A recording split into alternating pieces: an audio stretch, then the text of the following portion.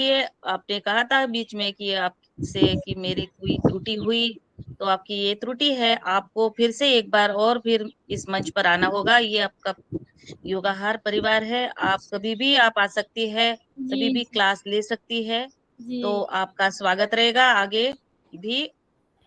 तो कृपया आप जब कभी भी क्लास लेनी है तो मुकेश भैया से बोल दीजिएगा, वो आपको आमंत्रित कर देंगे।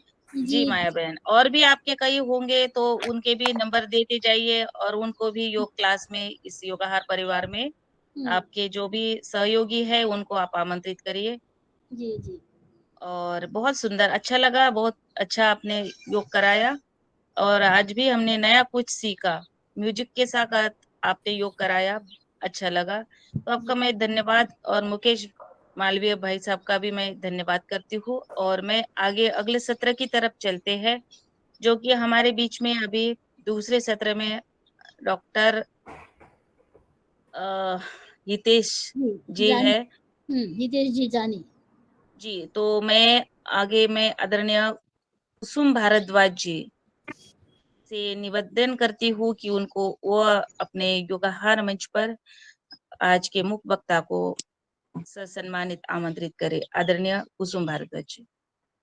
धन्यवाद रंजना बहन, बहुत बहुत आपने मुझे आमंत्रित किया करने के लिए निवेदन किया है।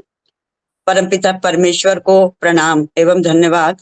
परम पूजनीय श्रद्धेय रामदेव जी महाराज, आयुर्वेद शिरोमणि आचार्य बालकृष्ण जी महाराज की सूक्ष्म उपस्थिति को प्रणाम करते हुए मैं संपूर्ण सदन को प्रणाम करती हूँ और आज के मुख्य वक्ता को मैं आमंत्रित करती हूँ। हमें गर्व है कि 3 वर्ष से अनवरत चलते हुए चतुर्थ वर्ष में प्रवेश कर चुके हमारे प्रिय योगाहार कार्यक्रम में समय समय पर अनेकों पद्म विभूषण उपाधियों से सम्मानित विद्वानों का आगमन हुआ है। सौभाग्यवश आज भी एक बहुमुखी प्रतिभा के धनी, राष्ट्र के प्रति समर्पित व्यक्तित्व का पदार्पण हुआ है। आज के योगाहार कार्यक्रम के द्वितीय बौद्धिक सत्र के मुख्य अतिथि के रूप में आमंत्रित हैं आदरणीय डॉक्टर एवं प्रोफेसर हितेश जानी जी। आप प्रसिद्ध आयुर्वेदिक कॉलेज एवं यूनिवर्सिटी जामनगर गुजरात के प्रिंसिपल एवं वाइस चांसलर रहे हैं। वर्तमान में आप कई गवर्नमेंट नॉन गवर्नमेंट संस्थाओं में ऑनररी पदों पर कार्य कर रहे हैं। आप पंचकर्म विशेषज्ञ हैं, ट्रेडिशनल नाड़ी परीक्षण वैद्य हैं, गौ सेवा के प्रति समर्पित हैं।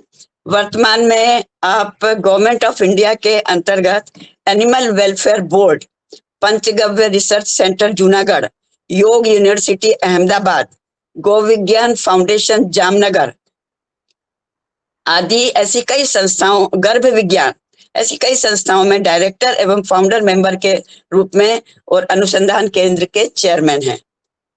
2007, 2012, 2017, 2018, 2022, 2023 में क्रमशः इंटरनेशनल एक्सीलेंस अवार्ड सिंगापुर, गौ सेवा पुरस्कार पुणे, गौ चतुर्मास अवार्ड अवार्ड बेंगलोर, आयुर्विकास अवार्ड लॉयंस क्लब, स्वस्थ भारत स्वास्थ्य दूत सम्मान फॉर कोविड-19 दिल्ली और अहिंसा अवार्ड फ्रॉम एंकर वाला ग्रुप, गौ विज्ञान अवेयरनेस गुजरात आदि अवार्ड से सम्मानित हुए हैं।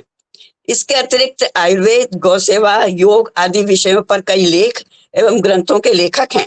सोशल मीडिया पर वेल रिनाउंड स्पीकर, 20 से अधिक आयुर्वेद यूनिवर्सिटीज में विजिटिंग फैकल्टी के रूप में ज्ञान का प्रसार कर रहे हैं। आप गो विज्ञान, गर्भ विज्ञान एवं लोकायुर्वेद विषयों पर समाज में जागृति लाने के उद्देश्य से पूर्ण रूप से कार्य कर रहे हैं। आज के विषय में आपका उद्बोधन कहाँ केंद्रित है, इसकी जानकारी स्वयं डॉक्टर साहब आपको देंगे। ऐसे बहुमुखी प्रतिभा के धनी एवं राष्ट्र के प्रति समर्पित व्यक्तित्व का संपूर्ण योगाहार परिवार की ओर से मैं स्वागत करती हूँ।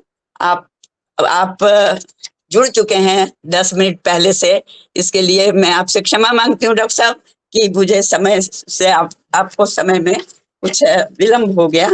चलिए आप आइए, आपका स्वागत है, अभिनंदन है। जी, आप अपना सभी वक्तव्य आरंभ करें। हाँ, सभी को नमस्कार, प्रणाम। मेरा आवाज आपके पास पहुंच रहा है? I am audible? Am I audible और नॉट? जी जी, हाँ, ओके ऑडिबल। ओके। अभी मैं एक प्रेजेंटेशन के माध्यम से आपसे बात करूंगा। तो प्रेजेंटेशन आपको कोई विंडो में दिख रहा है कि नहीं दिख जी रहा है? दिख रहा है। दिख जी रहा है? दिख रहा ओके, ठीक है, मैं प्रोसीड करता हूँ। और उसकी स्लाइड भी चले वो भी जरा बताना कि चल रही है कि नहीं चल रही है, क्योंकि कभी कभी हैंग हो जाता है। स्लाइड अभी फुल स्क्रीन में कुछ दिख रहा है? हेलो? जी है। जी जी जी। दिख रहा है। ठीक है। हाँ, तो सभी को नमस्कार करते हुए मैं योगाहार के आपके ग्रुप में पहली बार आया हूँ। मुझे पता नहीं आपका प्रोटोकॉल क्या है। मैं योग का तो प्रिंसिपल भी रहा, योग इंस्टीट्यूट का, लेकिन कोई बहुत ऐसा बड़ा ज्ञानी नहीं हूँ। मेरा विषय आयुर्वेद है। मैं हेल्दी लाइफस्टाइल के ऊपर अभी काम कर रहा हूँ। परिचय तो जो हुआ वो है, लेकिन अभी मैं जो एक काम कर रहा हूँ जिसमें मैं आपको ये बताना चाहता हूँ कि भारत एक बड़ा, पूरी संस्कृति हमारी महान है, लेकिन स्वास्थ्य के विषय पे हम विश्व के गुरु थे और आज भी है। नालंदा और तक्षशिला की हम चर्चा करते हैं, लेकिन उसमें अगर उनकी जनरल बात तो हम जानते हैं कि उसकी लाइब्रेरी इतनी बड़ी थी, इतने लोग पढ़ते थे, लेकिन मैं जिसका छात्र रहा, जो आयुर्वेद, और जो मैं पढ़ाता रहा, और जो विश्वविद्यालय से जो विषय को मैंने स्टूडेंट्स के सामने रखा, वो भारत का पहला एकमात्र विश्वविद्यालय बना, आज़ादी से पहले भी। तो नालंदा और तक्षशिला की जो महान विरासत तो हमारे पास थी, लेकिन आज भी संसार को हम उस विषय में ऐसा ही दे सकते हैं, दे रहे हैं। आज मेरे विश्वविद्यालय में 23 कंट्री के 37 स्टूडेंट्स पढ़ रहे हैं, आयुर्वेद पढ़ रहे हैं।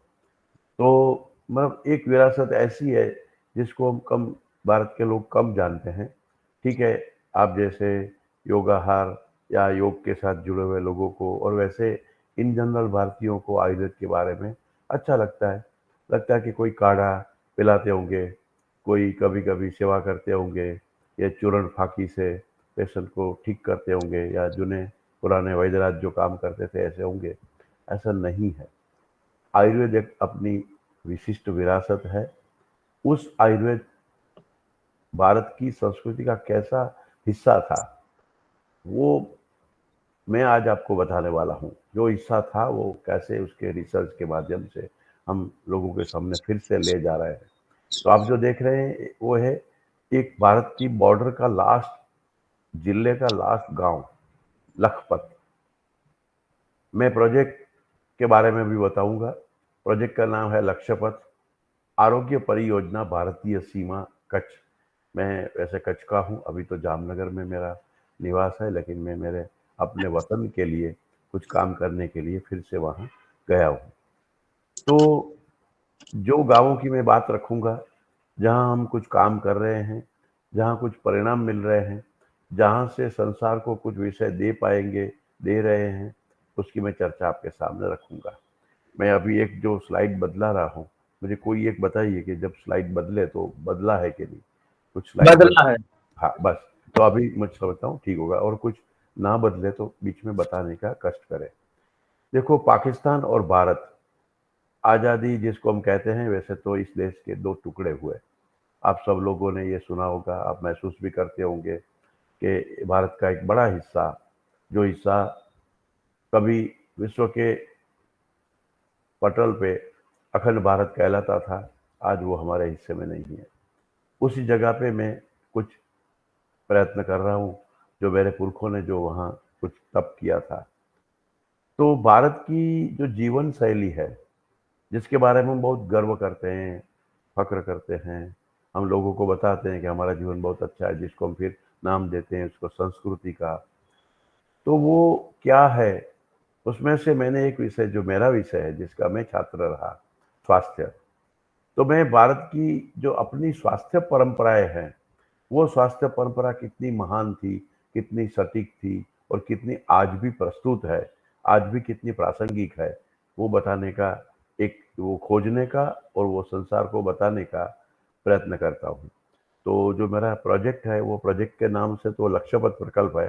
प्रोजेक्ट का जो साइट है भारत की सीमा है। और भारतीय जीवन शैली वो कितना साइंटिफिक है, उस समय भी थी, आज भी कितनी साइंटिफिक है, और वो कितनी रिलेवेंस है, उसका एक प्रायोगिक अध्ययन पिछले 3 साल से मैं उधर कर रहा हूँ, जो आपके सामने में रखने की कोशिश करूँगा, शायद आपको पसंद आ जाए।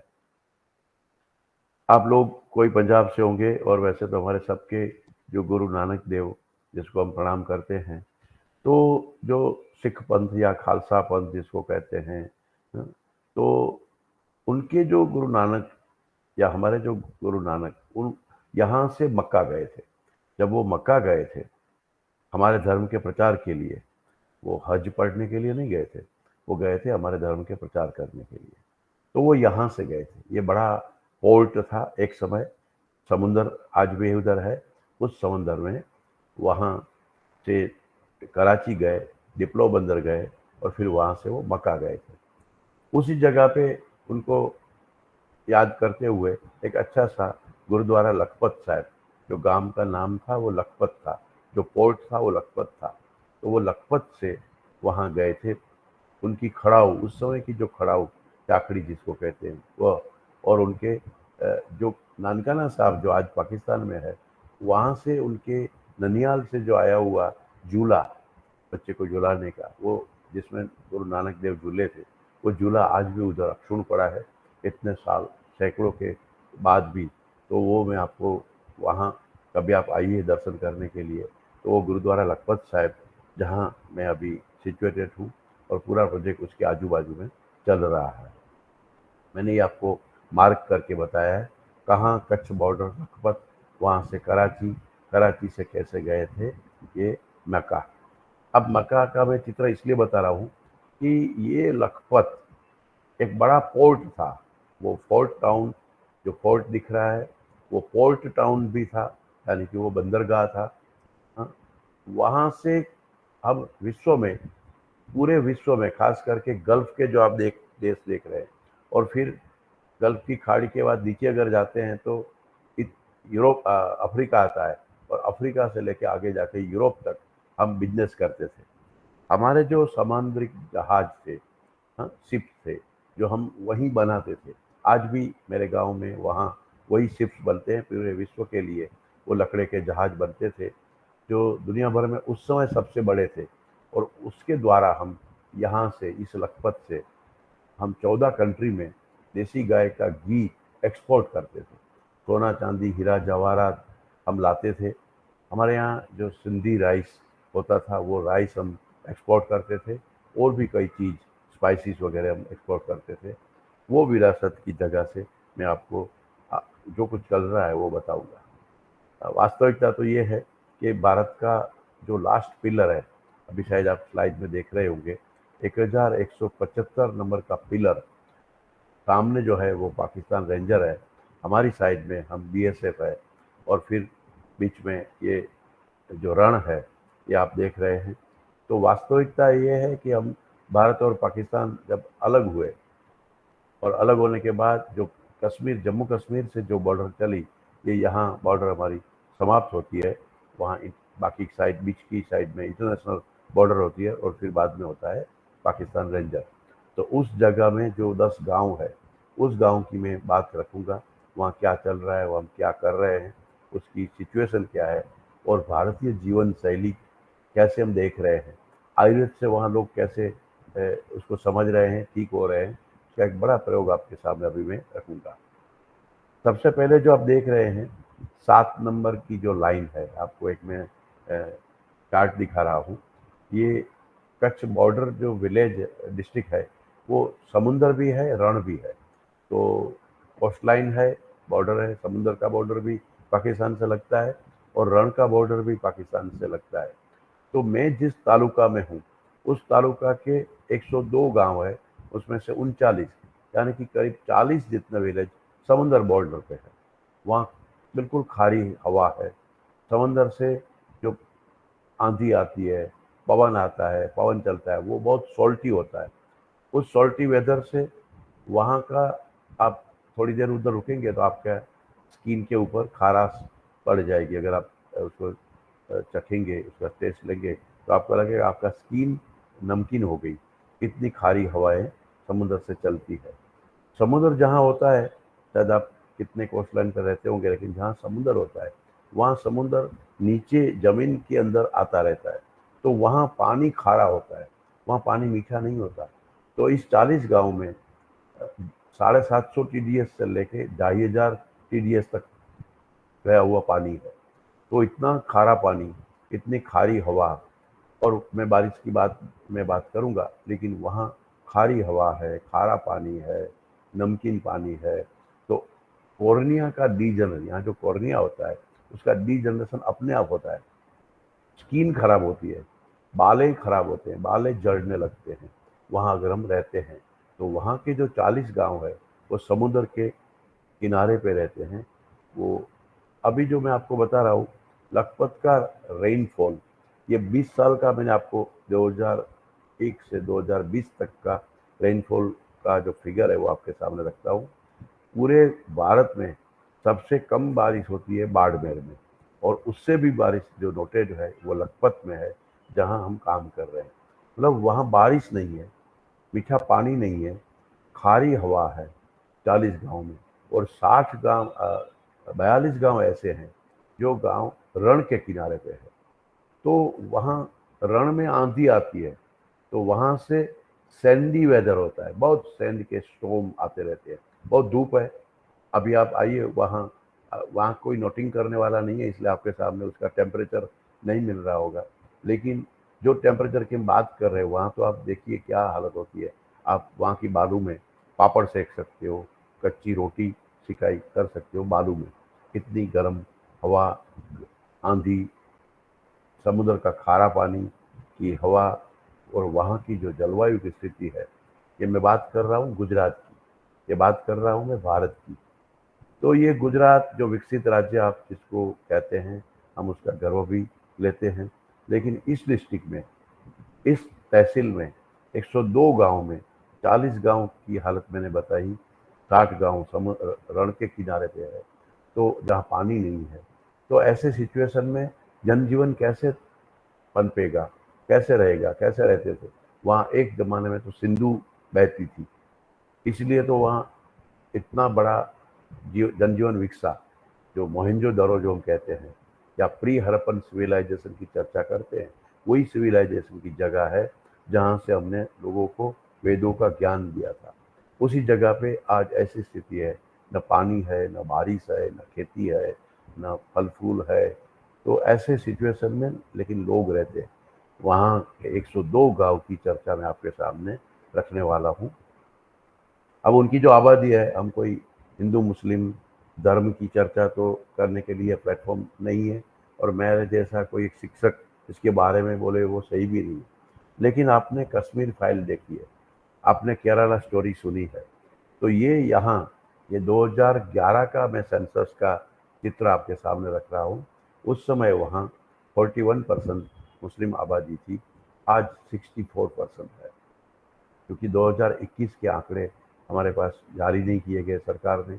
तो इस 12-13 साल में जो वहाँ पॉपुलेशन ग्रोथ है, मैं ये पॉपुलेशन ग्रोथ की चर्चा इसलिए करता हूँ कि समुद्र किनारे रहने वाले जो हमारे मुस्लिम भाई है वो तो मछली भी खाते हैं, लेकिन जो बाकी जो गाँव में रहते हैं वो रबारी कम्युनिटी, जो मालधारी, जो गौपालक है, जो गोमंगड़ प्रजा भी इसको कह सकते हैं, ऐसे 21 गांव है। जो हिंदू है वो मछली नहीं खाते, वो नॉनवेज नहीं खाते, तो उसको क्या मिलता है? क्योंकि बारिश नहीं है, हरी सब्जी नहीं है, खेती बाड़ी नहीं है। और जो बाकी जो राजपूत लोग हैं वो भी बाय एंड लार्ज वेजिटेरियंस है, तो उनके 24 गांव है।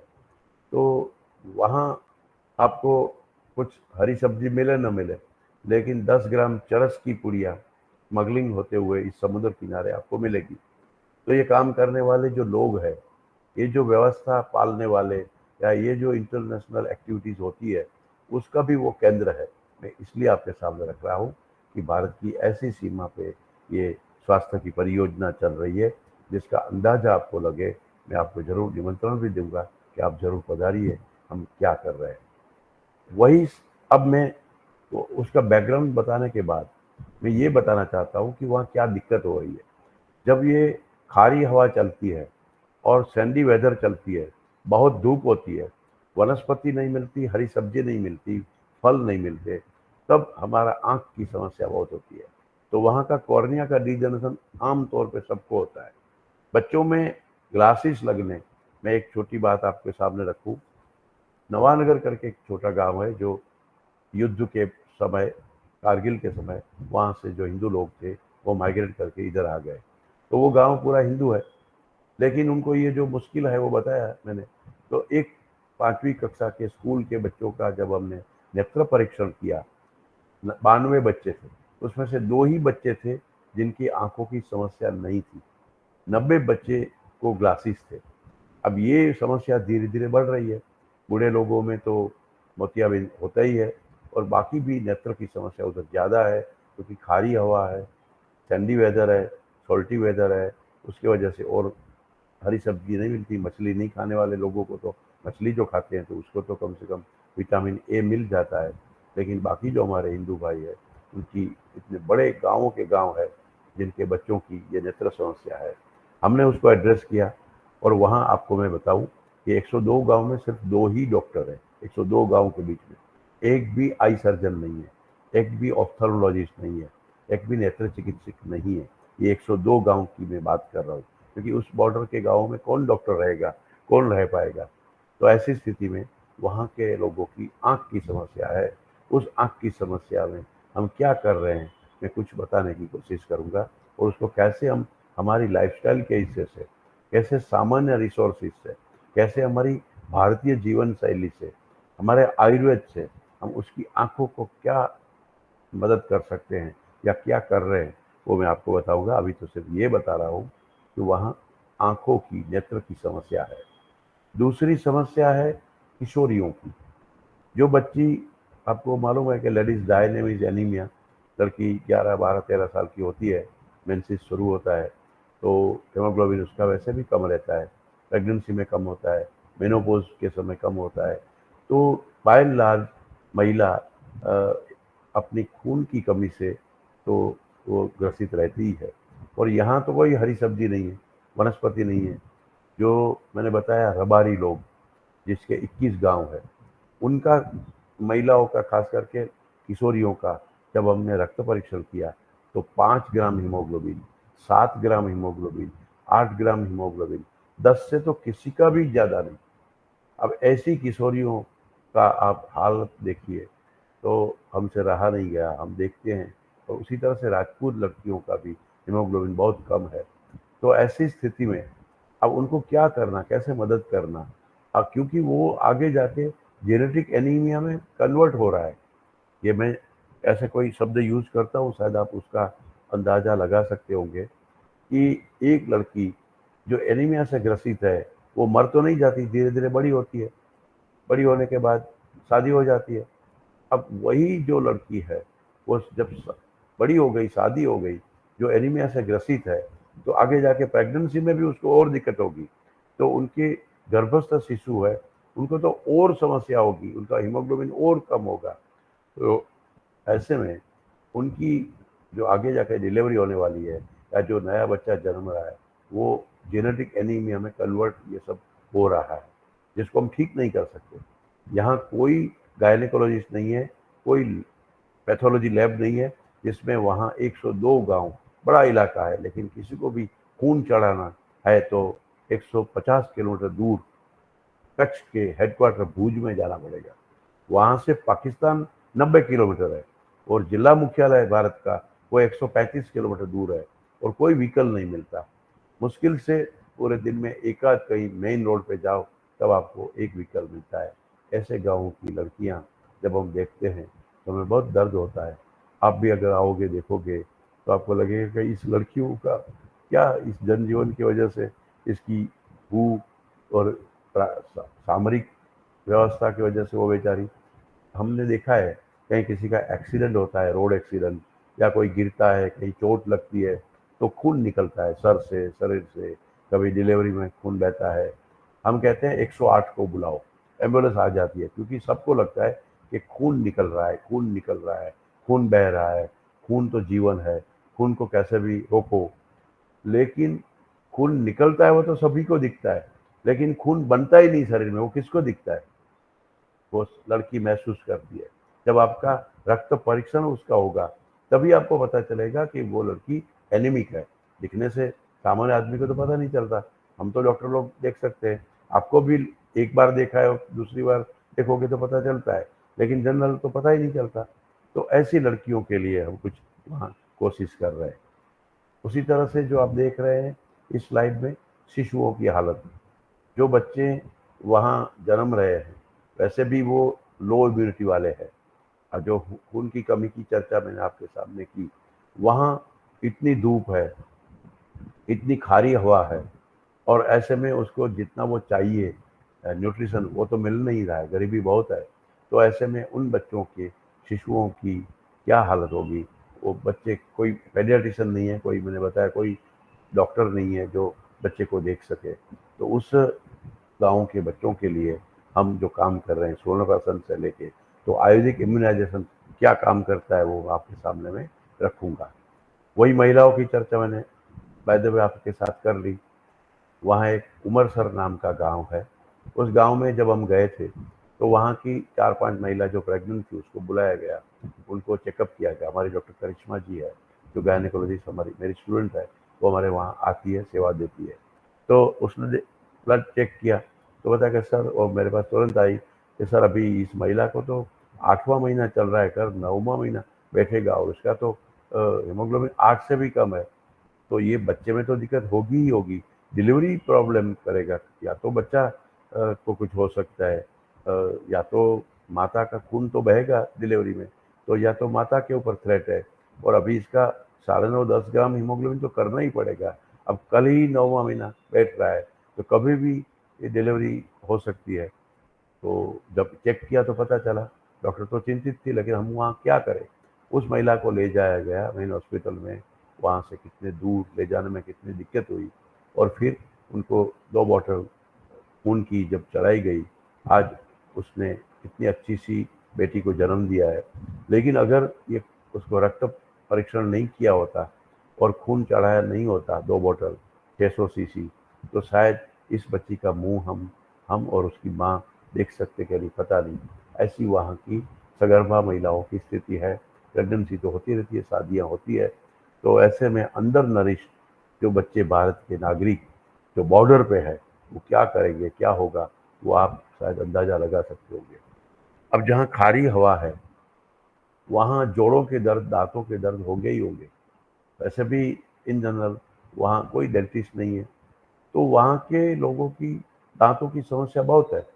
मेरा एक स्टूडेंट है, हमारी एक आयुर्वेद की विद्या है जालंधर बंद पद्धति, उसमें हम बिना एनेस्थेसिया, बिना खून बहाए, बिना कोई पेन होते हुए हम दांत निकाल सकते हैं। मैं आपको कोशिश करूँगा वीडियो दिखाने की। तो कैसे वहाँ हम जाके, कोई कोई भी डेंटिस्ट नहीं है वहाँ, डॉक्टर नहीं है, और उसके लिए तो कोई इतने दूर पैसा खर्चा करके जा ही नहीं सकते दांत के लिए। तो कोई इमरजेंसी हुई तो ही जाएंगे, दांत के लिए तो ऐसे ही दांत गिरते रहते हैं, और बच्चों के भी दांत बहुत खराब है क्योंकि उसको ऐसा न्यूट्रिशन मिल ही नहीं रहा है।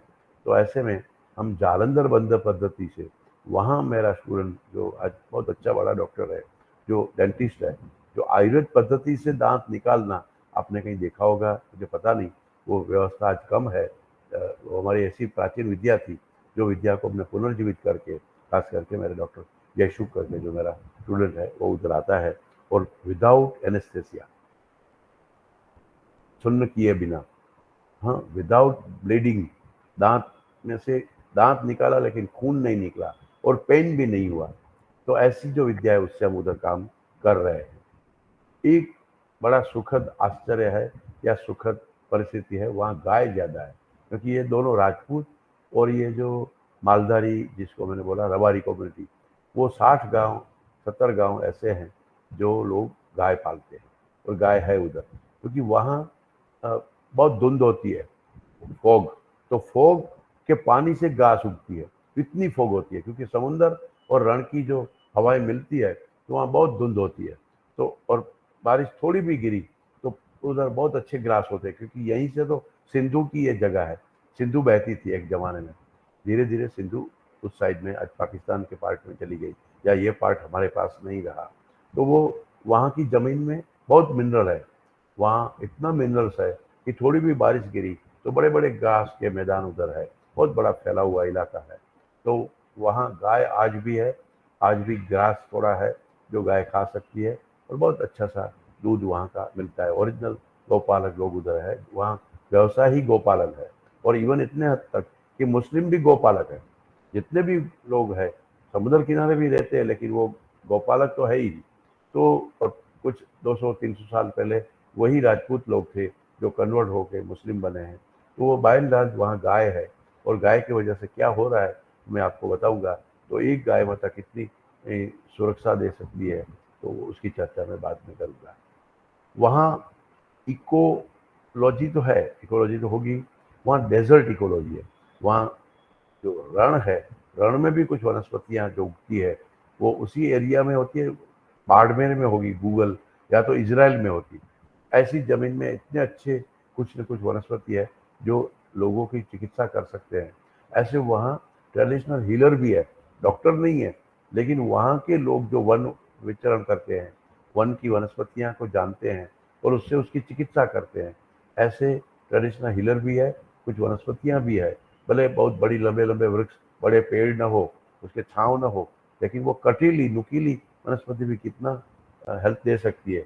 हम उसको ढूंढते हैं, उसको देखते हैं, और ऐसे ट्रेडिशनल हीलर्स को हम मिलते हैं और उनका सम्मान करते हैं। कि जो मैं आपको दिखाऊंगा, मानबाई नामक एक महिला है, वो कितना गायनेक की ट्रीटमेंट वो वहीं की वनस्पति से करती है, मैं आपको मिलाऊंगा उससे।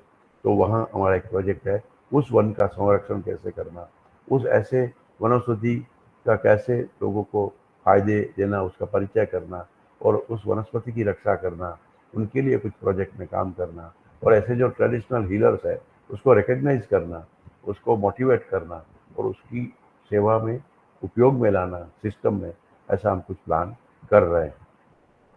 तो ये हमने वहाँ कोविड के समय ही ये काम शुरू हुआ, जहाँ हमारा इनॉग्रेशन हुआ।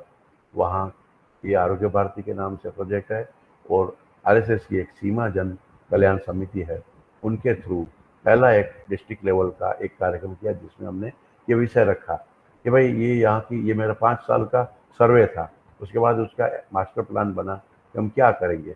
तो उसके लिए चर्चा हुई, 3 दिन का ट्रेनिंग प्रोग्राम 2021 में हुआ। फिर हमने सोचा इसको कैसे एड्रेस करेंगे।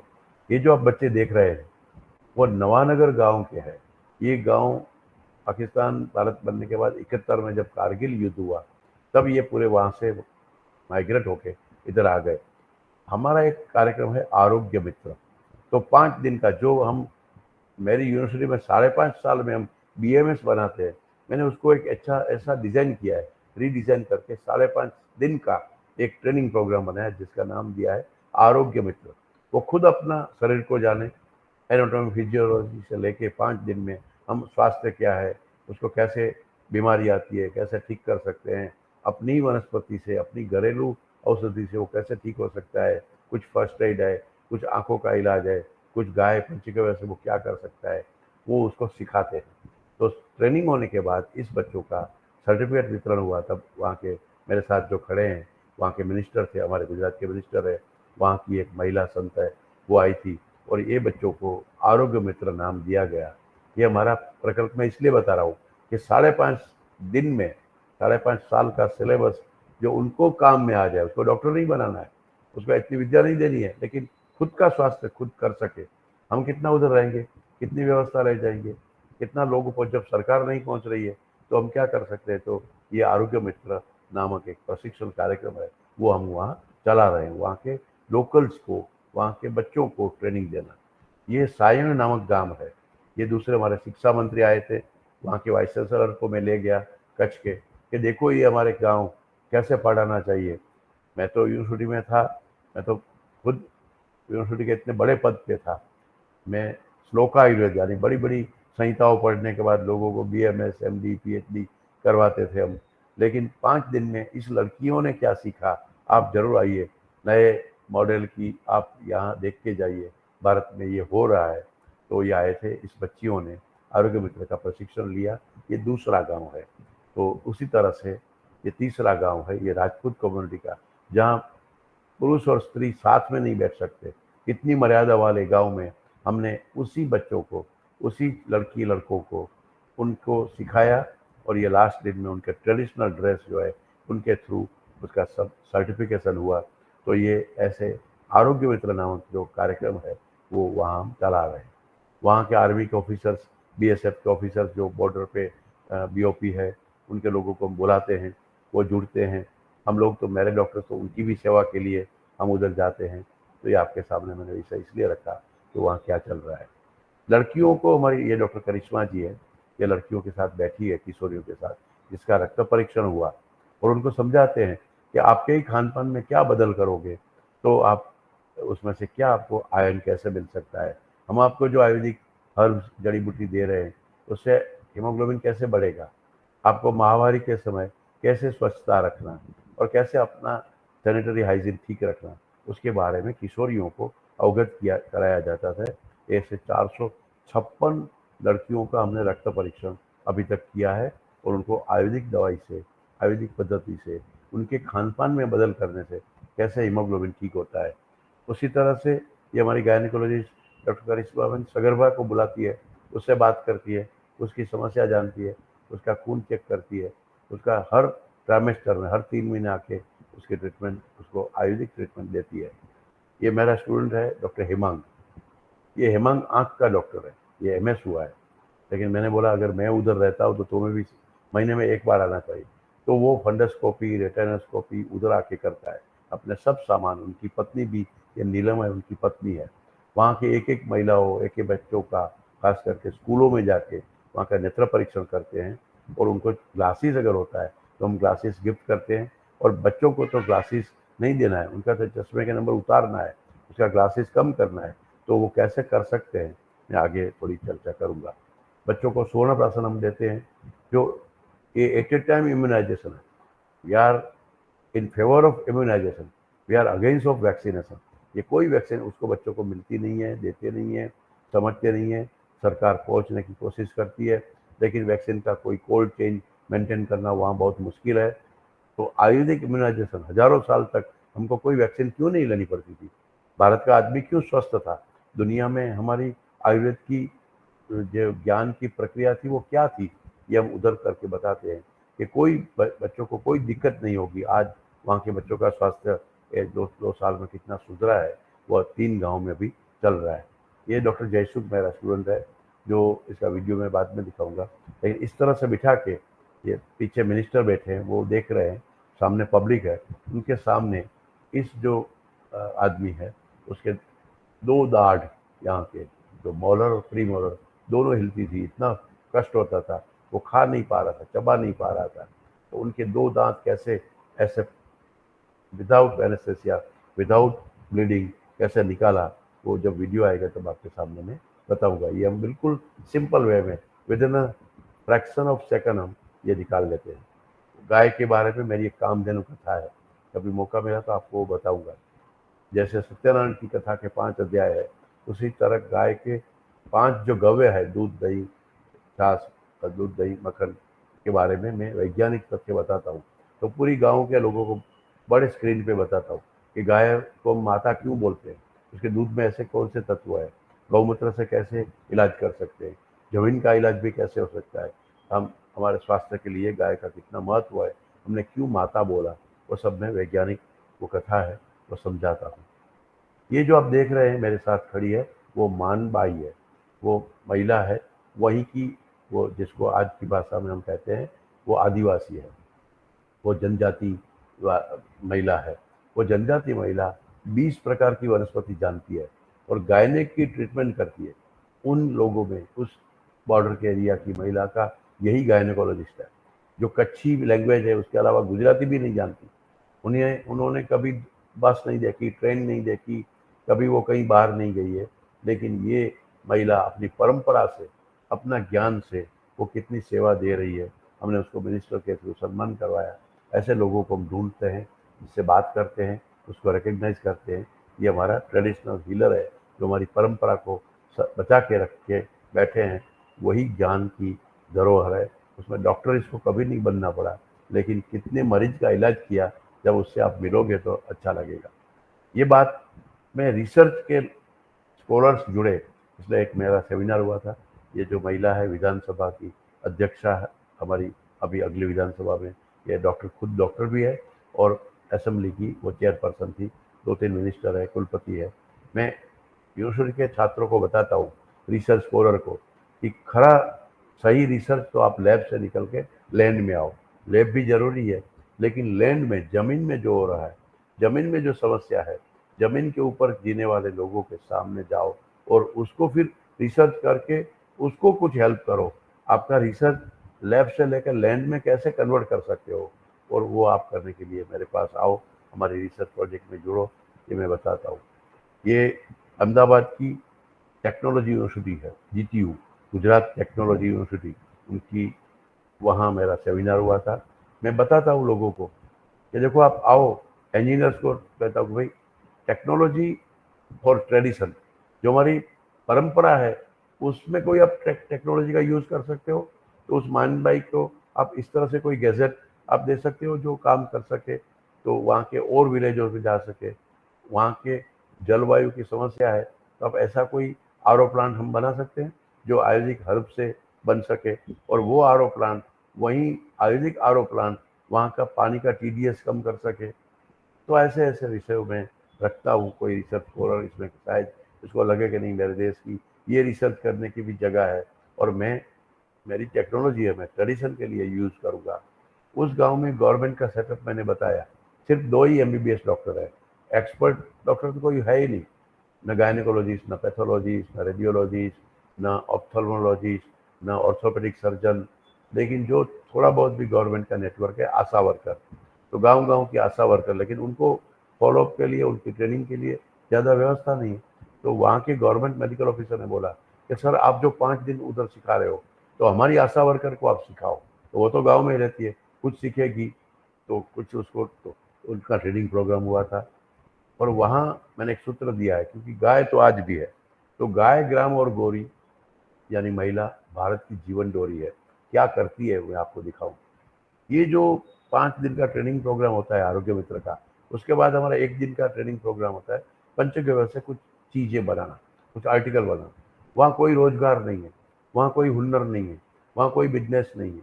तो उसी महिला गाय के गोबर से, ये सीड बॉल है, ये जो आप देख रहे हैं, वो जो दिया है गोबर का दिया, जो व्हाइट बॉटल आप देख रहे हैं, वो गोनाइल है, गौमूत्र से गोनाइल बनाना।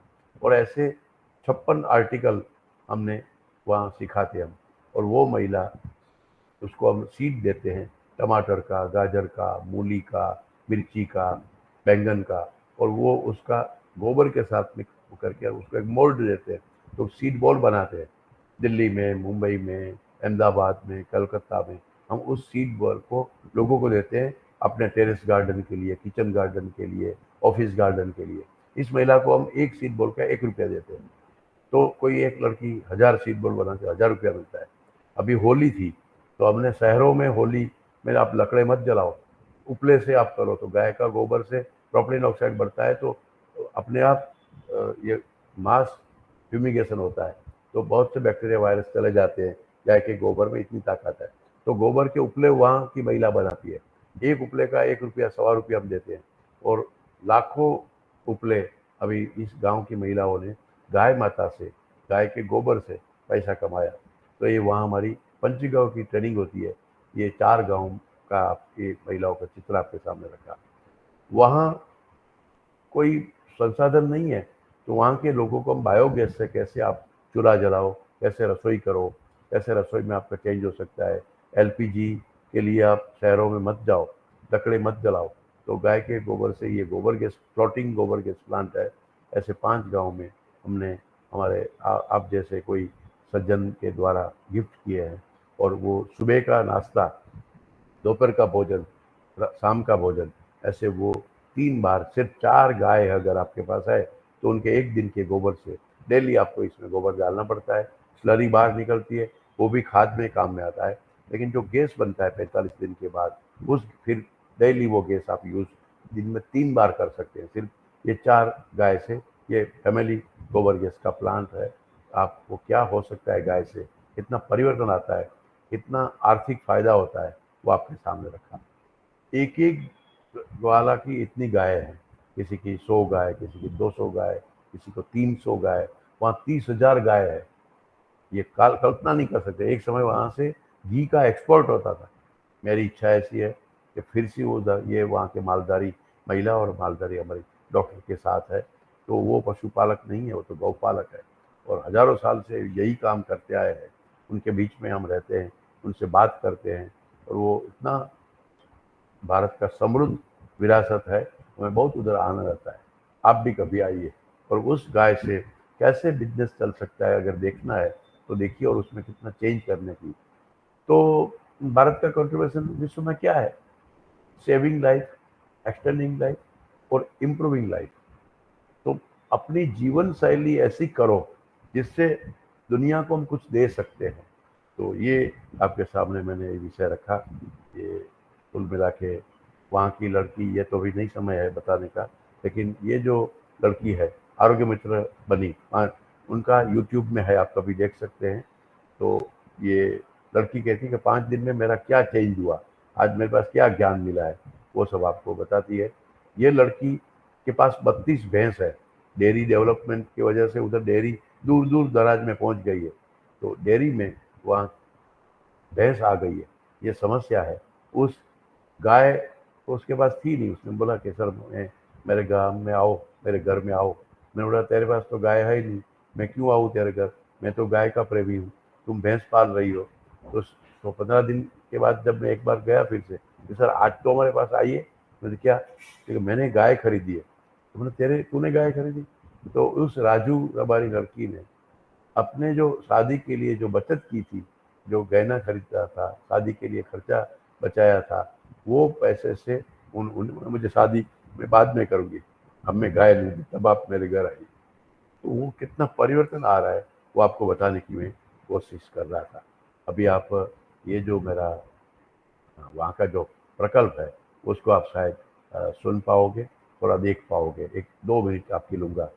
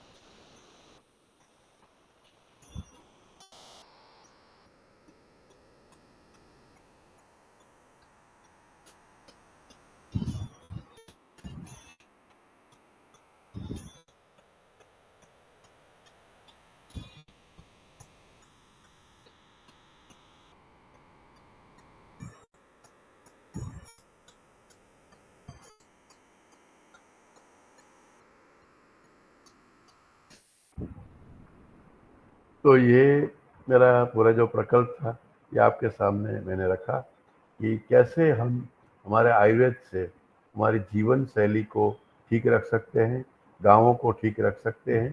ये पूरा विषय मैंने आपके सामने रखा। कुछ आपको समय है, और क्योंकि सर्व पर्वसम दुखम सर्वम आत्मवसम सुखम एतद विद्यात् समासेन लक्षणम सुख दुखयो। यानी कि आत्मनिर्भर भारत का मीनिंग क्या है? मनुस्मृति में भगवान मनु ने हमें ये बताया कि आप आत्मनिर्भरता यानी क्या, सब अपने कंट्रोल में रहे, हम सब वो करें। तो इस आप उधर पधारिए हमारे यहाँ, कभी मौका मिले तो मैं कुसुम जी को और आप सबको निमंत्रित करता हूँ। वो बड़ी, आपने व्हाइट रण के बारे में सुना होगा, मैं आपको ब्लू रण दिखा सकता हूँ, गुलाबी रण दिखा सकता हूँ। ऐसी प्राकृतिक वहाँ संपदा है, आप जरूर पधारिए। मुझे आपके साथ मिलने का मौका मिला तो मैं आपका आभार प्रकट करता हूँ। मैं सबको तो नहीं जानता, लेकिन बहुत अच्छे लोग हुआ आपको, और ये अच्छा काम सब हम मिलके करें, इतना मैं कहते हुए मैं मेरा विषय को समाप्त करता हूँ। तो यहाँ से बस मैं विदा भी लेता हूँ इस विषय से। आप आगे की कार्यवाही आप करिए। मतलब बहुत सारा आभार आपको। और मैं हमारे योगाहार कार्यक्रम के मुख्य संचालक जो हरिद्वार पतंजलि जो वहाँ आप रहते हैं, श्री आदरणीय पवन कुमार जी, मैं उनको आमंत्रित करती हूँ कि कुछ आपसे जो भी उनके प्रश्नोत्तर या जो भी वार्ता है वो करेंगे। पवन कुमार जी जी जी धन्यवाद धन्यवाद कुसुम जी। और आज के बहुत ही सुंदर उद्बोधन के लिए डॉक्टर हितेश का बहुत अभिनंदन। बहुत ही सुंदर आपने जो हमारे कच्छ की जो संस्कृति है वहां पर जो अब परिवर्तन हो रहे हैं इसकी एक बहुत सुंदर आपने प्रस्तुति भी दी। और मुझे लगता है कि अभी तो बहुत कुछ है वहां पर कच्छ में देखने के लिए, करने के लिए, और जो संभावनाएं हैं बहुत असीम है। मैंने कई वर्ष पहले, बहुत साल पहले कच्छ का भी भ्रमण किया। और मैंने वहां पर जो मुझे सबसे पहले जो चीज मुझे स्ट्राइक हुई, क्योंकि बिल्कुल पीक समर था और उस समय हमें जो ओएसिस हम सुनते थे, तो ओएसिस को भी हमने देखा कि वो कैसे दूर दूर वहां पर पानी दिखाई दे रहा है। और बिल्कुल 3:30-4 बजे के दिन की धूप में जो गर्म हवा का अनुभव है वो सब देखने का मौका मिला। और वो यादें अभी भी मन में वो है। लेकिन उस समय तो स्थिति आज से भी और कठिन थी और बहुत मुश्किल थी। पानी का एक कतरा भी नहीं था। और पहली बार मैंने देखा कि वहां पर कुछ एक जगह पर पानी को एकत्रित करने के लिए पॉलिथीन की शीट से, जो एलडीपी शीट है, उससे पानी को, बरसाती पानी को एकत्रित करके और उसमें ऐसी कुछ व्यवस्था करके कि वो उड़े नहीं पानी, ऐसे तालाब बना करके थोड़ा सा प्रयास एक दो संस्थाएं कर रही थी। तो उसको मुझे देखने का मौका मिला। वो यादें अभी भी मन में है। और पहली बार फिर मैंने जल संग्रहण के बारे में, इस तरह से आर्टिफिशियल जो जल संग्रहण है उसके बारे में समझ एक विकसित हुई। और तो आज की आपकी जो अभी तक के जो प्रयास हैं उसके लिए आपका बहुत अभिनंदन। क्योंकि ऐसे दूरस्थ क्षेत्रों में और जो बिल्कुल दूर जगह पर स्थित है वहां पर आप काम कर रहे हैं। और सेवा भारती का भी मेरा जो अनुभव है, ऐसे दूरस्थ जगह पर ऐसे जो पिछड़े हुए, भूले हुए लोग हैं, उनके लिए पूरे देश में काम हो रहा है। तो उसका, उसके लिए आपको बहुत बहुत अभिनंदन है। और जब भी कोई ऐसा मौका लगेगा तो कच्छ को आने का प्रयास किया जाएगा। हालांकि हमने कुछ समय पहले जो एडवर्टाइजमेंट गुजरात सरकार ने कच्छ के बारे में और कच्छ टूरिज्म के ऊपर किया था, उससे तो सभी का ध्यान आकृष्ट भी हो गया था कच्छ की संस्कृति के ऊपर। यहाँ की जो नेचुरल ब्यूटी है, जिसको हम ब्यूटी के रूप में जब देखना चाहें तो ब्यूटी लगेगी, सुंदर लगेगी। नहीं तो रेगिस्तान है और उसको तो देख करके लोगों का मन उचाट हो जाता है। लेकिन फिर भी वहां पर जो संभावनाएं हैं और जो भी वहाँ की विशेषताएं हैं, भौगोलिक परिस्थितियों की जो कठिन जगह है, वहां पर नैसर्गिक सुंदरता भी मन से देखने पर जरूर मिल जाती है। जहाँ पर भी ऐसी व्यवस्था, जैसे ऐसी व्यवस्था बनाता है भगवान, तो वहां पर भी इस चीज की जो सुंदरता है उसको भी दे देता है, जिसका कि आपने वर्णन भी किया है। तो ऐसे सुंदर जगह जो है वो मानव की भीड़ भाड़ से दूर रहें और वो अपने सुंदरता भी बनाए रखें। लेकिन वहाँ पर जो वहाँ की जो बेसिक नेसेसिटीज हैं और उसके आधार पर जो उद्यमिता का जो कार्य हो सकता है, और उसको निश्चित रूप से बढ़ाने की जरूरत है। और उससे एक वहाँ के पर्यावरण के साथ एक स्टेबिलिटी लाई जा सकती है। और गौपालन के ऊपर जो कार्य आपने बताया है, क्योंकि मेरा भी अनुभव यही था कि ज्यादातर लोग भैंस पालने पर ज्यादा ध्यान दे रहे थे, क्योंकि इससे ज्यादा दूध मिलना है और दूध का मतलब ज्यादा दूध मतलब ज्यादा इनकम। तो ये चीजों को समझते हुए अगर वहाँ पर गौपालन का भी कार्य होता है और उससे भी उद्यमिता की तरफ बढ़ते हैं उत्पादों के माध्यम से, तो निश्चित रूप से वहाँ पर आपका बहुत अ, और जो बेसिक नीड्स हैं, जो स्वास्थ्य संबंधी समस्याएं हैं, ये भी मैंने देखा कि जितने भी हमारे उपेक्षित क्षेत्र हैं वहाँ पर स्वास्थ्य संबंधी समस्याएं का बहुत ज्यादा एक रहता है, क्योंकि कोई आना नहीं चाहता है और कोई इस तरह की फैसिलिटीज नहीं होती हैं। तो अब चूंकि अब आजकल टेलीमेडिसिन का भी जमाना है और बाकी सब चीजें भी हैं, तो ऐसी उपेक्षित जगह को अपने डॉक्टर के साथ साथ टेलीमेडिसिन के माध्यम से भी और अन्य तकनीक के माध्यम से भी शायद जोड़ा जा सकता है। ये जोड़ा गया होगा। तो आपका बहुत अभिनंदन, बहुत सुंदर आपका वक्तव्य, बहुत कुछ सीखने को मिला।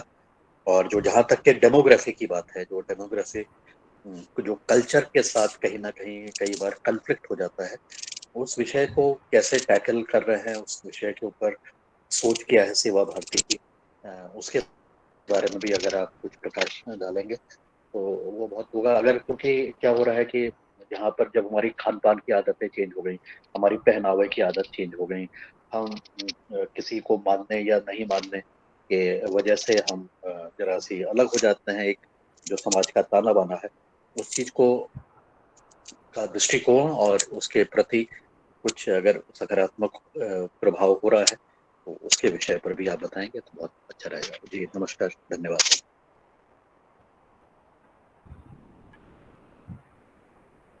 कभी उसकी चर्चा करेंगे, अभी तो ये प्लेटफॉर्म नहीं है, इतना समय भी नहीं है, लेकिन आपने बताया वो निश्चित सकारात्मक चेंज हम जो कर रहे हैं या कर सकते हैं, संभावना है, उसकी ज़रूर चर्चा करेंगे। तो और कोई पूछना चाहते हैं या ऐसा कुछ है तो ज़रूर बताइए। किसी ने हैंड राइज किया है, रमेश जी करके किसी ने। जी ओ जी सदन को नमन। जी आज के मुख्य अतिथि महोदय को बहुत बहुत प्रणाम। आप बहुत विकट परिस्थिति में काम कर रहे हैं, इसके लिए आपका अभिवादन सर। मैं ये पूछना चाहता हूँ सर, भैंस के बजाय गाय को कैसे हम प्रसिद्ध कर सकें, इस पे कुछ काम है सर? क्योंकि मैदान में तो भैंस ही भैंस हो रही है, गाय तो अब है ही नहीं। तो गाय कैसे बचे, इस पे थोड़ा आपका क्या अनुभव है, ये बताएं सर। जी हो। बहुत बड़ा प्रश्न है। मैं तो ये इसके लिए बहुत काम करता हूँ। भारत सरकार का एनिमल वेलफेयर बोर्ड का डायरेक्टर हूँ। ये मेरा रिसर्च का विषय भी है। लेकिन वहाँ जो मैं कर रहा हूँ वो थोड़ा आपको टिप्स के रूप में अभी बताऊँ, कभी मौका मिलेगा तो डिटेल बात करेंगे। मैंने वहाँ एक सूत्र दिया है कि भैंस क्यों पाल रहे हो, तो वो तो डेयरी पहुंच गई है, दूध ज़्यादा मिलता है, फैट के हिसाब से उसका आमदनी होती है, तो लोग निश्चित रूप में गरीबी में भैंस पालने लगे हैं। सरकार का भी वही या डेयरी उद्योग का वही काम है कि वो भैंस का बढ़ावा दे। वो गाय के बारे में समझते ही नहीं। अब वो समझते नहीं तो पूरा सोच में परिवर्तन पैसे की वजह से आ गया है। तो मैंने उसको पैसे से ही पकड़ा है। दो सूत्र मैं आपको बताता हूँ जो उधर में लोगों को बताऊँ। जो राजू कर के लड़की का मैंने बताया कि मैं उसके घर में नहीं गया, चाय उसकी नहीं पी, मैंने बोला नहीं आऊँगा, लेकिन उसने अपनी शादी के पैसे से गाय खरीदी। वो तो एक इमोशनल फैक्टर। लेकिन जब तक कॉमर्स नहीं जोड़ेंगे, जब तक बिजनेस नहीं जोड़ेंगे, और तो ये चेंज नहीं होगा। तो मैंने वहाँ सूत्र दिया है कि एक भैंस बेचो। वहाँ वहाँ की भैंस बहुत बड़ी तगड़ी भैंस है, वो वर्ल्ड की भैंस की वैरायटी में आती है। एक भैंस को आप विक्रय करो, बेचो, 3 गाय लाओ, क्योंकि 1.5 लाख रुपये की भैंस होती है, बहुत महंगी होती है, और उसमें गाय 35 से 50 हजार के रुपये में आ जाती है। तो मैंने बोला एक भैंस बेचो, 3 गाय लाओ। फिर मैं कहता हूँ भैंस के घी का आपका क्या है भाव, तो वो कहते हैं 800 रुपया। तो मैंने बोला कि मैं गाय के घी का 1500 रुपया दूंगा आपको। मैं पूरा घी बनवा रहा हूँ उधर। जो एक जमाने में घी का एक्सपोर्ट होता था, तो भैंस के घी में और गाय के घी में क्या अंतर है वो भारत के सामान्य लोग भी जानते हैं, लेकिन मैं तो वैज्ञानिक हूँ इसका, मैं तो बखूबी समझाता हूँ। और वो परिवर्तन धीरे धीरे आ रहा है। कभी मैं आपको मौका मिलेगा तो बताऊंगा कि कैसे लोग भैंस को छोड़ के, जब तक अर्थव्यवस्था नहीं होगी उसके साथ नहीं जोड़ेगी। गोबर के उपले से अगर 1 रुपया मिलता है और एक महिला 1000 उपले एक वीक में बनाती है, तो मैं उस महिलाओं से आपको मिलाऊंगा कि महीने में 3000 4000 रुपया सिर्फ गोबर के उपले बेचने के। सीड बॉल, फिर दिए, अभी मैं गणेश बनाऊंगा मोल्ड लेके, तो गणपति बनाएंगे गोबर से। बीच में उसके गणपति के अंदर भी हम बीज डालते हैं। तो जब गणपति विसर्जन करेंगे लोग अपने बगीचे में या कहीं भी, तो वो फिर वनस्पति उगेगी। मतलब गणपति का विसर्जन भी हम पूरा अच्छे तरीके से करेंगे। तो ये गोबर से कितना पैसा। तो गाय ग्राम और गोरी, भारत की जीवन डोरी। गौमूत्र से कैसे गोनाइल बनाया जाता है। तो गाय के पंचगव्य में दूध का क्या रेट मिलेगा, घी का क्या रेट मिलेगा, उसको कॉमर्स के साथ जोड़ो, और उसको कॉमर्स में जोड़ने के लिए विज्ञान को लाओ। मेरा बहुत बड़े इसमें रिसर्च है, कभी उसके ऊपर चर्चा करेंगे। लेकिन भावनात्मक विषय ज़्यादा नहीं चलेगा। इकोनॉमिक्स के साथ जोड़ेंगे। जब उसी बंदरगाह से, लखपत से 14 कंट्री में घी बेचते थे हम, घी बेच के हम दुनिया को हम देते थे घी, और सोना चांदी हीरा जवाहरात लाते थे। वही भारत था। हमें पता ही नहीं है कि हम कैसे विश्वगुरु थे। विश्वगुरु बुलेट ट्रेन से नहीं होता है, विश्वगुरु मंगल में जाने से नहीं होता है सिर्फ, वो भी एक हिस्सा होगा। लेकिन आप जब तक अपने रिसोर्सेज आपके पास है उसका बराबर उपयोग करो, और संसार में अगर उसका लोगों को समझाओ, तो हमारी संस्कृति को खुद को समझना होगा। तो गाय और कॉमर्स, और गाय इसलिए कामधेनु बोला गया है, तो वो हम वहाँ प्रयोग करते हैं और बहुत सक्सेस धीरे धीरे हो रहे हैं। और ऐसी कहानी सिटी में भी है मेरी कि बड़े बड़े IITians, बड़े इंजीनियर्स, बड़े पढ़े लिखे डॉक्टर्स अपनी गौशाला कैसे चला रहे हैं। मेरे यहाँ भी आओगे तो मैं बताऊंगा हम 14 डॉक्टर मिलके कैसे काऊ हॉस्टल बनाई है। तो गांव हो, शहर हो, मेट्रो हो, कैसे गाय का दूध आपको मिले, गाय के दूध में और भैंस के दूध में क्या अंतर है, और कैसे स्वास्थ्य के लिए गाय बहुत उपयुक्त तो होती है, और बिजनेस भी क्या कर सकते हैं। अभी मेरी जो जामनगर में एक मंडली है, कामधेनु दिव्य औषधि महिला सहकारी मंडली, कच्छ का तो अभी प्रयोग चल रहा है, लेकिन मैं ये 15 साल से इधर कर रहा हूँ। उनका टर्नओवर है 1 करोड़ का। ये महिला मंडली है, ये गोबर से ये आर्टिकल बनाती है। आपने दिल्ली में ओबेरॉय शेराटन है ना, वहाँ होटल में, उनके होटल के रूम में गेस्ट के लिए जो टॉयलेटरी होती है ना, साबुन शैम्पू, वो ओबेरॉय शेराटन में मेरे यहाँ से जामनगर से पंचगव्य के बन के जाते हैं। और 1 करोड़ का टर्नओवर हमारी कोऑपरेटिव का है। ये सिटी का मॉडल आप देखेंगे कभी, उसकी अलग से कभी चर्चा करेंगे। ये तो मेरा बॉर्डर का, और गाँव में भी वो बॉर्डर के लोगों का कैसे परिवर्तन हो रहा है, या क्या हमारी भारत की ताकत थी, वो फिर से बताने का प्रयत्न है। उसकी एक झलक आपको दिखलाई। और भी कोई प्रणाली जी हैंड रेज कर रही है? ये प्रणाली मराठे जी। ओम ओम ओम। जी सदन को सादर प्रणाम, वंदन। आज के मुख्य अतिथि आपके सेवा कार्य राष्ट्र निर्माण में बहुत ही उच्चतम आदर्श के आप धनी हैं। आपके पुरुषार्थ को, गौ सेवा को सादर वंदन प्रणाम। मेरी समस्या यह है कि मैं जहाँ रहती हूँ वो महाराष्ट्र के कोकण किनारा नाम से प्रसिद्ध है बा। वहाँ समुद्र नजदीक होने के कारण वहाँ कच्छ में जो समस्याएं है वैसी ही समस्या, आरोग्य की समस्या यहाँ भी है। तो मेरे 2 प्रश्न हैं।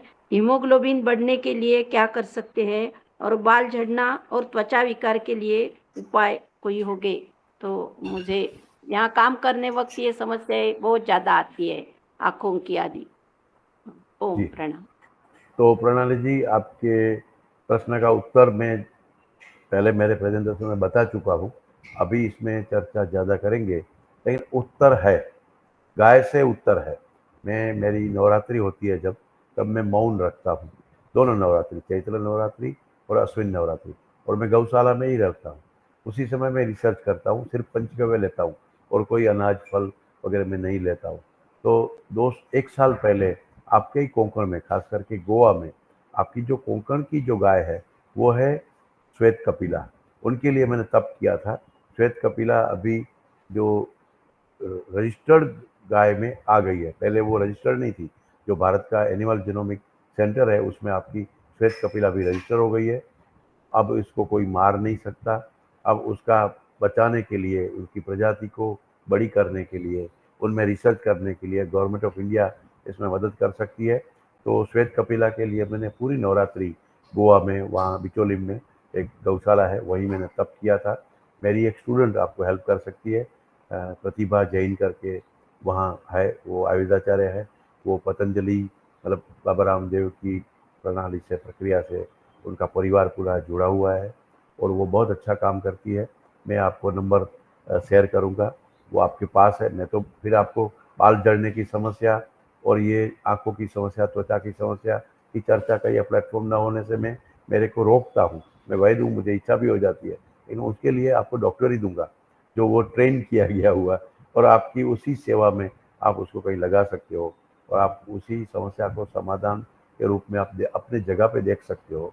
तो हम जरूर करेंगे, कोई मौका मिला तो मैं नंबर तो जरूर शेयर करूंगा। ये हो सकता है, और गाय बच सकती है वहीं भी, और गाय से ही हम ठीक हो सकते हैं। तो बड़ी विद्या की जो चर्चा है वो कभी मिलेगा तो करेंगे। आप प्रतिभा का नंबर में कुसुम जी को शेयर करूंगा, वो आपको शेयर कर देगी, और मेरे नाम से आप परिचय देके आप, क्योंकि कोकण में आप कहाँ रहते हो नहीं मालूम, लेकिन गोवा तो आप जा सकती हो, या आप फोन से बात कर लेना, और हम भी आपको संपर्क में हम भी रह सकते हैं, बात करेंगे। धन्यवाद। देवगढ़ में आदरणीय रहती हूँ। वर्मा जी। ठीक है जी। देवगढ़। ओम प्रणाम। ओम जी, आदरणीय वर्मा जी। ओम। आज की चर्चा नहीं बोल सकते हैं, आज का ज्ञान बहुत ज्ञानवर्धक रहा। और मेरा एक क्वेश्चन ये था कि एंजाइटी के लिए हम मतलब क्या कर सकते हैं, किस तरह से किसी को एंजाइटी हो गई तो परिवार में, तो अपन उसके लिए क्या कर सकते हैं, विशेष तौर से गाय से संबंधित, गाय के द्वारा एंजाइटी किस तरह से ठीक कर सकते हैं। जी वर्मा जी, एक एक मरीज या किसी की डिजीज के ऊपर तो मैं चर्चा नहीं कर सकता, लेकिन आपका जो प्रश्न है उसमें जो ज्ञानवर्धक बातें चाहिए, इतनी तो मैं जरूर बताऊंगा। मेरी एक स्टूडेंट प्राप्ति जीवराजानी, जिसको मैंने रिसर्च के लिए यही टॉपिक दिया था, आपका एंजाइटी न्यूरोसिस। सिर्फ आपको मैं बता रहा हूँ और सबको बता रहा हूँ, आप किसी को भी बताइए।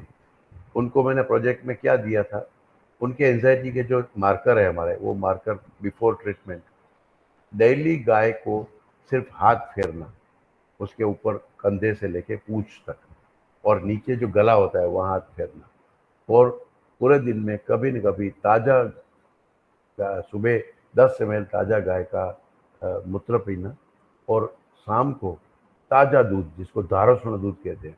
ये सब हेल्दी गाय की चर्चा, ऐसा ही मान लीजिए, तो बहुत लोग चर्चा करते रहते हैं। तो गौमूत्र ताज़ा तुरंत हाथ में लिया हुआ, जब वो गौमूत्र करती है तब सुबह, शाम को वो दूध, और रात को सोते वक्त गाय के घी के कोसना, यानी थोड़ा सा ल्यूकवार्म, दोनों लहसुन नाक में डाल के सो जाना।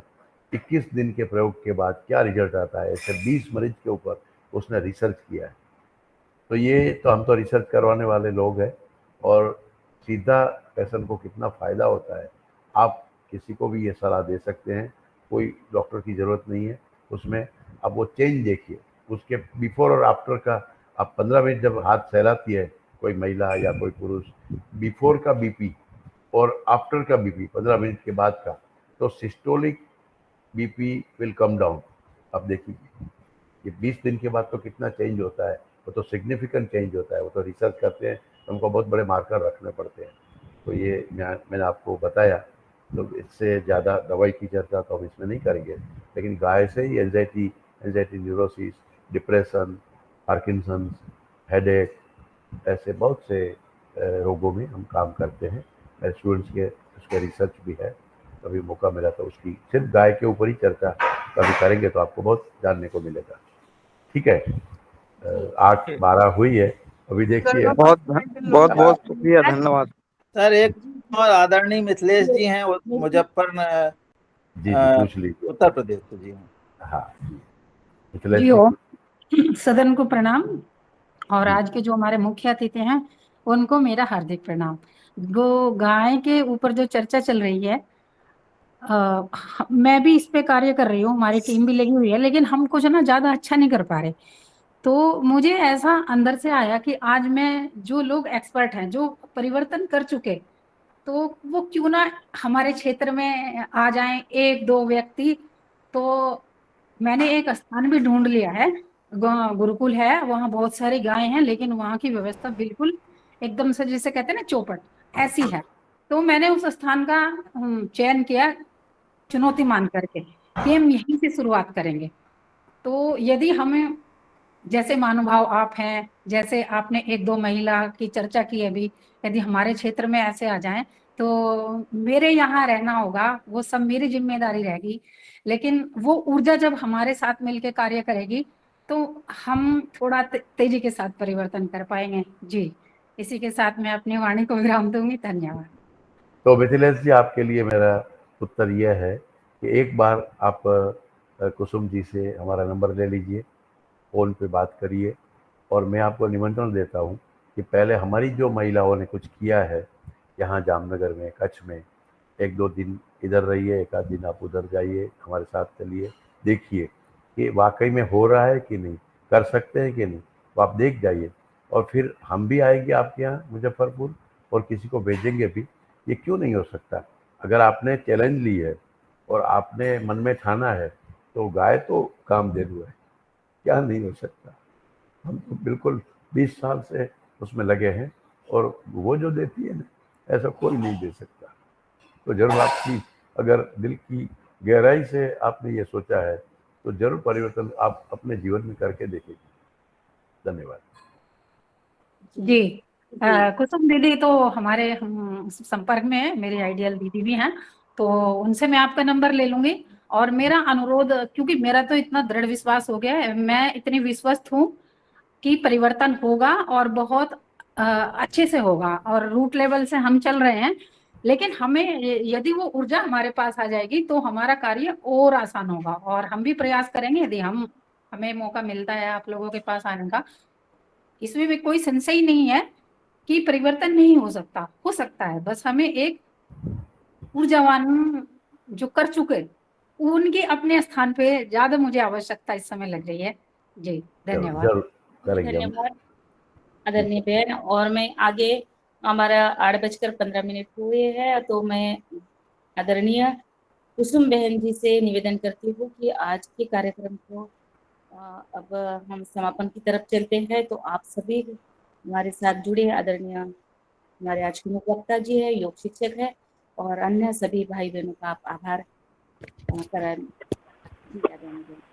जी ओम, मैं आदरणीय कुसुम बहन से निवेदन करूंगा कि वे हमारे मुख्य अतिथि का और समय अन्य दिन और समय ले लें तो हमको और जानकारी मिलेगी। जी अब आप आभार प्रकट करें। जी अवश्य भाई साहब, आपने स्वयं ही सबके सामने आपको आमंत्रित कर दिया है अगले कोई भी सेशन के लिए। तो हमारे मुख्य अतिथि महोदय सुन ही रहे हैं इस बात को, बस अवश्य स्वीकार करेंगे। अब मैं आज की योग शिक्षक माया जी को बहुत बहुत धन्यवाद और आभार प्रकट करती हूँ। उन्होंने बहुत अच्छे से और हम सबको अनुभव किया। उसके बाद में हमारे आदरणीय डॉक्टर नितेश जानी जी का हृदय से धन्यवाद, हृदय से आभार करती हूँ। आपने अपना अमूल्य समय हमें आज योगाहार परिवार में देकर और बहुत ज्ञान वृद्धि की, बहुत सारी ऐसी बातें बताई जो शायद हम लोग, बहुत से लोग नहीं जान रहे होंगे। और आपके कार्य को, आपके अथक परिश्रम को हृदय से नमन है।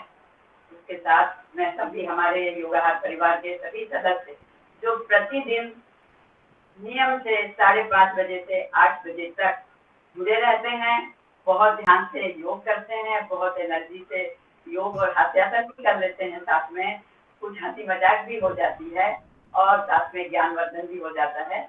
इस प्रकार आदरणीय पवन कुमार जी को, आदरणीय मुन्नीलाल भाई साहब को, आदरणीय दिनेश जी को, क्योंकि आप सब योगा कार्यक्रम के मुख्य संचालक हैं और उसको आगे बढ़ा रहे हैं, उसमें सतत प्रयत्न है। इसलिए मैं आप उन सबको, उन सबके साथ पूरे परिवार को, सब सदस्यों को बहुत धन्यवाद, बहुत बहुत आभार। पुनः हम कल 5:30 बजे मिलेंगे। इसके साथ अंत में मैं पुनः डॉक्टर नितेश जानी जी को बहुत बहुत प्रणाम और धन्यवाद देती हूँ कि आपका, जैसे आपने अभी सुना, आग्रह है, हम जब भी आपको समय हो आपके बात एक दिन फिर से दूसरे कोई विषय पर आप अपना वक्तव्य रखेंगे, ऐसी मेरी विनती है। जी धन्यवाद।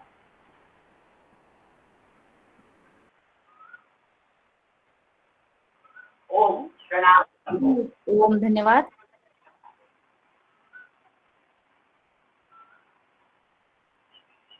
संजना जी ऑफ करें।